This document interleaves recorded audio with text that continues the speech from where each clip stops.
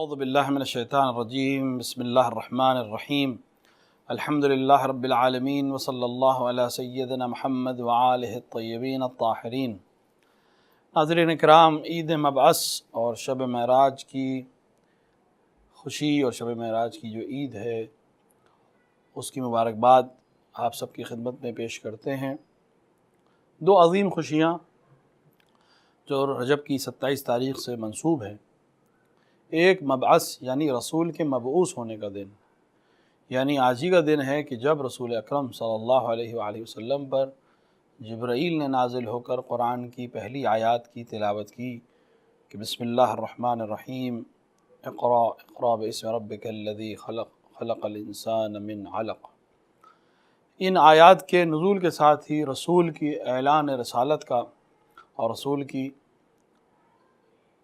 اس اہم پیغام کو پہنچانے کی ذمہ داری شروع ہو گئی۔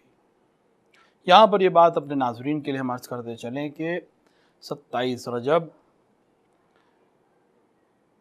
رسول کا آغاز رسالت ہے، یعنی ایسا نہیں ہے کہ رسول کو نبی اس دن بنایا گیا ہے۔ رسول کی حدیث اور حدیث سے متواتر ہمارے پاس ہیں کہ جس میں رسول اکرم صلی اللہ علیہ وسلم فرماتے ہیں کہ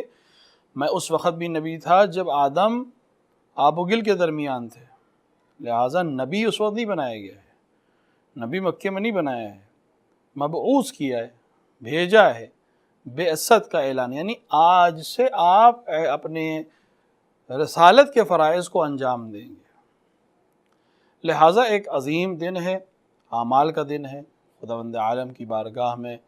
دعا اور عبادت کا دن ہے، رسول اور آل رسول سے توسل کے ذریعے خداوند عالم سے حاجات کو پانے کا دن ہے، اور ایک عظیم عید ہے۔ رسول اکرم صلی اللہ علیہ وآلہ وسلم کی زندگی میں معراج کی بھی جو اہمیت ہے وہ اپنی یہاں پر مسلم ہے، اور آج کی شب بھی منسوب ہے معراج سے، شب معراج کے عنوان سے خصوصاً بر صغیر میں اس کا جشن منایا جاتا ہے۔ رسول کی معراج ایک بار کی نہیں ہے، کئی مرتبہ رسول معراج پر گئے، اور خداوند عالم نے اپنی نشانیاں اور اپنی آیات ان کو دکھائیں اور اپنے قریب بلایا، یہاں تک کہ وہ منزل کہ قاب قوسین و ادنیٰ من قاب قوسین، یعنی دو کمانوں سے بھی کم فاصلہ۔ بہرحال اس کے اوپر مفسرین کا اختلاف ہے کہ دو کمانوں سے مراد کیا ہے۔ علی کل حال دونوں عظیم عیدیں ہیں۔ ایک عظیم خداوند عالم کی سب سے عظیم مخلوق و سب سے عظیم وہ ذات جو خداوند عالم نے خلق فرمائی، جس کے طفیل میں ساری کائنات خلق فرمائی، اس کی مبعث اور اس کے معراج پہ جانے کی عید۔ رسول اکرم کا کردار کل بھی مظلوم تھا اور آج بھی مظلوم ہے، اور آج کل کی نسبت زیادہ مظلوم ہے۔ کل ہمارے پاس وہ چیزیں موجود نہیں تھی جن کے ذریعے ہم دنیا تک رسول کے پیغام کو بہتر پہنچا سکتے، لیکن آج ہمارے پاس وسائل پہلے سے بہتر موجود ہیں۔ بے شک دشمن کے پاس جو وسائل ہیں ہمارے پاس وہ وسائل نہیں ہیں، لیکن بہرحال پہلے سے بہتر ہیں۔ ہم دنیا تک، ہماری ذمہ داری ہے کہ ہم دنیا تک اس رسول کو پہنچائیں کہ جس کو خداوند عالم نے رحمت للعالمین بنا کر بھیجا تھا۔ آج وہ اسلام کے جو رسول کا مذہب ہے، رسول کی طرف منسوب مذہب ہے اسلام، اس کو دنیا دہشت کے نام سے جان رہی ہے، اس کو دنیا خوف اور قتل و غارت و خونریزی کے نام سے جان رہی ہے، اور جس کے نتیجے میں وہ رسول کو بھی جنگ کا رسول سمجھ رہی ہے، قتل و غارت کا رسول سمجھ رہی ہے، در حالانکہ قرآن رسول کو رحمت للعالمین کہہ رہا ہے، اخلاق کا مظہر اور اخلاق متمم اخلاق کہہ رہا ہے۔ اس رسول کو اگر دنیا قتل و غارت و خونریزی سے منسوب کرے تو اس سے عظیم ظلم کیا ہوگا۔ یہاں پر دونوں چیزیں دیکھنے کی ہیں، دنیا غافل بھی ہے اور ہماری کوتاہی ہے کہ ہم نے رسول کی پہچان اور رسول کو پہچنوایا نہیں ہے۔ ہم کہتے ہیں ہمارے رسول، جبکہ قرآن کہتا ہے رحمت للعالمین، رحمت للمسلمین کہا ہی نہیں قرآن نے، رحمت للمؤمنین بھی نہیں کہا، رحمت للعالمین کہا۔ کیوں؟ کیونکہ قرآن کہہ رہا ہے الحمدللہ رب العالمین، الحمدللہ رب العالمین، حمد ہے اس اللہ کی جو عالمین کا رب ہے، بالکل اسی طرح پہ، اور اسی طرح سے آپ کو رحمت للعالمین کہا، جہاں جہاں تک ربوبیت ہے وہاں وہاں تک آپ کی رحمت ہے، جس کے نمونے رسول کی زندگی میں ہمیں بارہا ملے۔ احد بدر کی جنگ میں جب کفار کو قید کیا گیا، بعض کو جنگ سے بھاگنے سے وقت بعض کو قید کر لیا گیا، تو ان کو مسلمانوں نے باندھ کے رکھا تھا کہ بھاگ نہ پائیں۔ روایت میں ملتا ہے کہ رسول اکرم صلی اللہ علیہ وسلم سو نہیں پائے، ان کی آہ سے سو نہیں سکے، لہٰذا آ کے مسلمانوں سے کہا کہ میں سو نہیں پا رہا ہوں ان کی آہ بکا سے، ایسا کرو کہ تم ان کو ڈھیلا باندھو، بس اس طرح باندھو کہ بھاگ نہ پائیں۔ وہ دشمن جنہوں نے رسول کو ان کے گھر چھوڑنے سے پر مجبور کر دیا،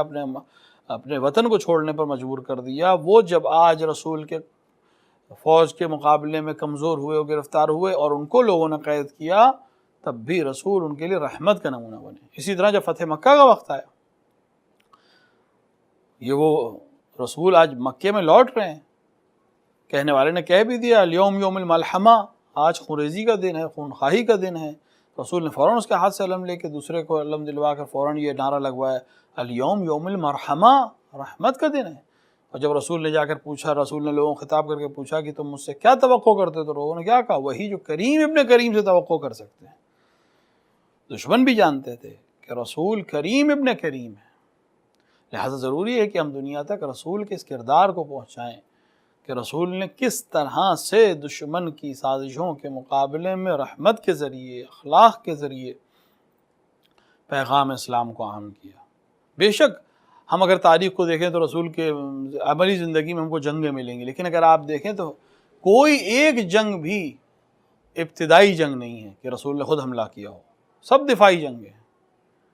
اسلام پر حملہ ہوا، لہذا رسول نے مقابلہ کیا، اور یہ عقلی چیز ہے، اگر کوئی آپ کے گھر میں گھس رہا ہے تو آپ مقابلہ کریں گے۔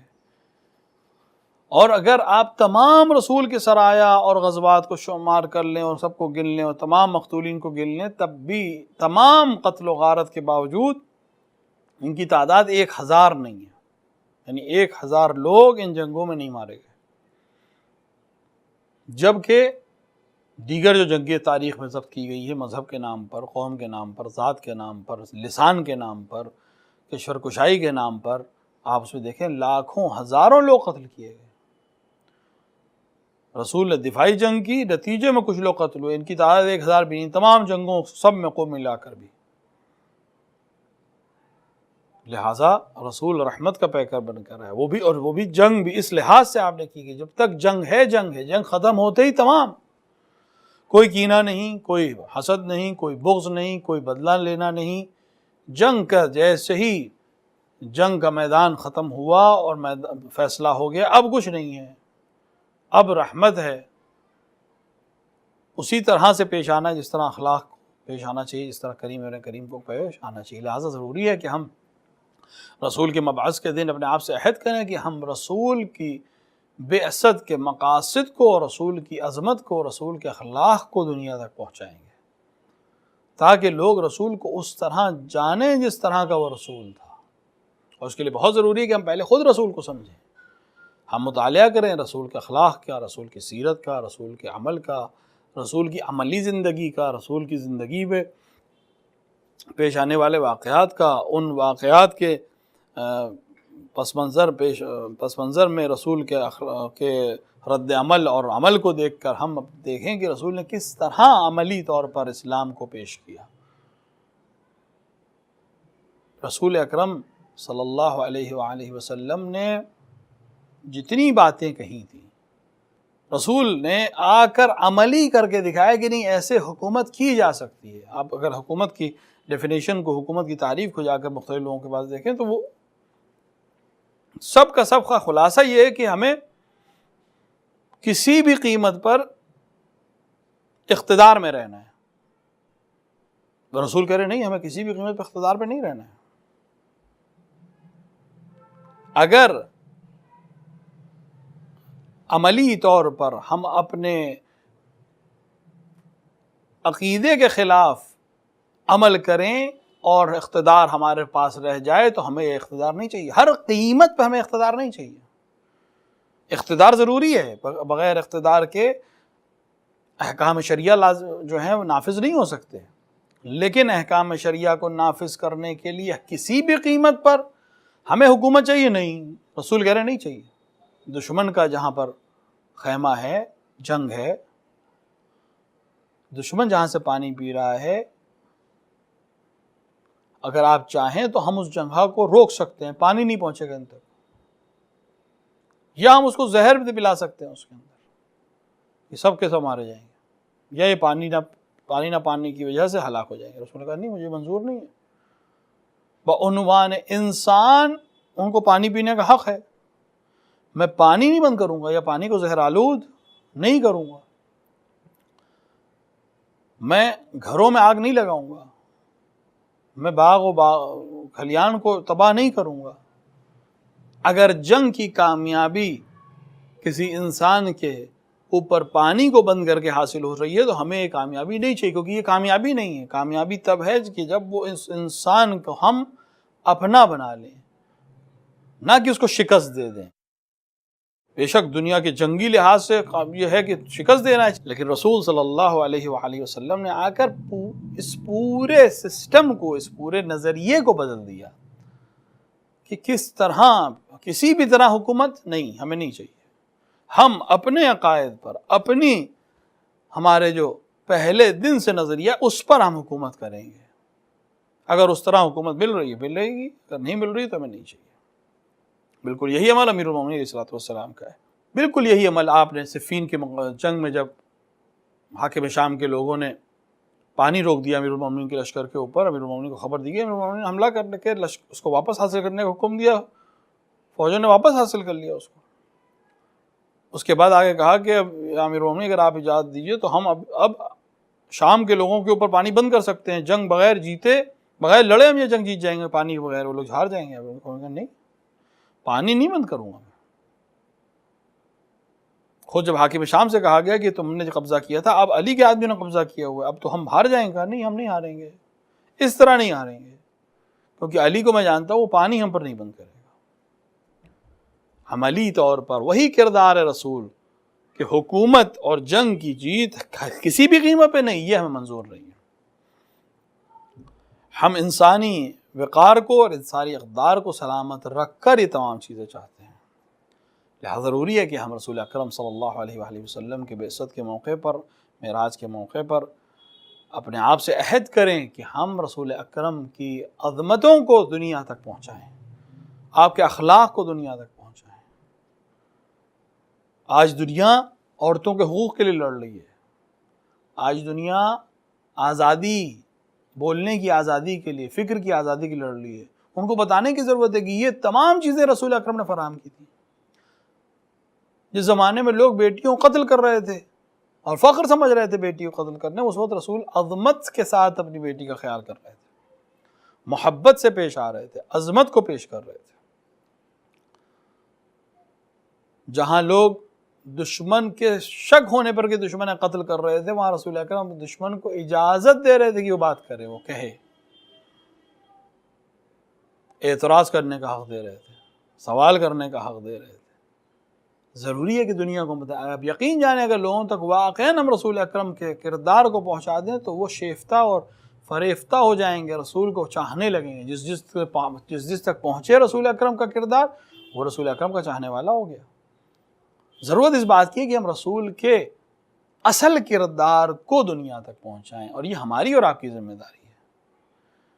کہ ہم رسول کے کردار کو اول جانیں، پھر عمل کریں اور پھر دنیا تک پہنچائیں۔ پھر ہم بتائیں کہ ہمارا رسول رحمت للعالمین تھا۔ رسول اکرم صلی اللہ علیہ وآلہ وسلم رحمت کا مجسمہ بن کر آئے، اخلاق کا مجسمہ بن کر آئے۔ کس طرح بچوں سے محبت کی جاتی ہے، کس طرح خواتین کا احترام کیا جائے، کس طرح بزرگوں کا احترام کیا جائے، کس طرح جوانوں کو سبقت دی جائے، یہ تمام کردار رسول کی زندگی میں آپ کو ملے گے۔ لہٰذا ضروری ہے کہ ہم رسول اکرم صلی اللہ علیہ وسلم کے کردار کو سمجھیں، اس پر عملی طور پر عمل کرنے کی کوشش کریں اور دنیا تک پہنچائیں۔